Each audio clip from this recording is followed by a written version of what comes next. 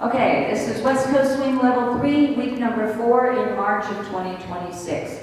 Tonight we talked about and reviewed what we did last week. At the end of the class tonight, I talked a lot about knowing what to do from where you're at. Whether you're in a one-hand hold, leaders should think, what can I do from here? If you're in a right to right, what do I know from here? They've learned a lot of moves from these two connections. If you're in closed dance position in West Coast Swing, you're usually not there very long. We talked about the whips that we did before previously, and then we learned a new whip tonight called a reverse whip. I'm going to do it this way, I think. Okay, so a reverse whip, what the leader's going to do is he's going to step down the slot, and he's going to give me a turn to my left and catch my back as I come around. So he's going to step to the side, we'll go over the footwork, he's going to step to the side, then turn, then he does a little side step here, comes across the track on 4, rotates 5, 6, and anchors on 7 and 8.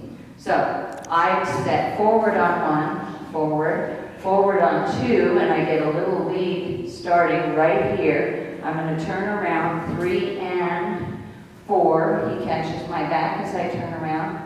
He's going to take my hand right here, rotate me, and release me. So that's a reverse whip. It is 1, 2, 3, and 4, 5, 6, 7, and 8.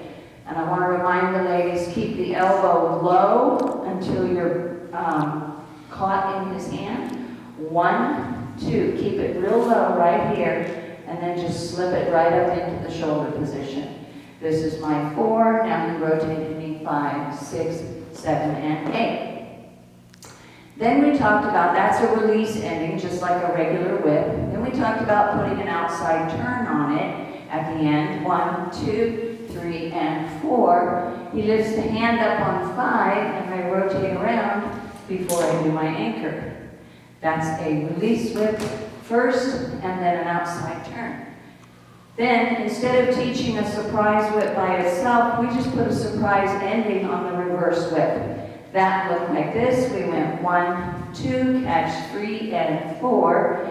He turns and lets me step 5, but then he shoots me forward here for 6, and I turn around for 7 and 8. If we do that without stopping, it looks like this. 1, 2, 3, and 4, 5, 6, 7, and 8. And I get that little spring action on 5, and it feels great. It's a really fun whip to do. And that was it.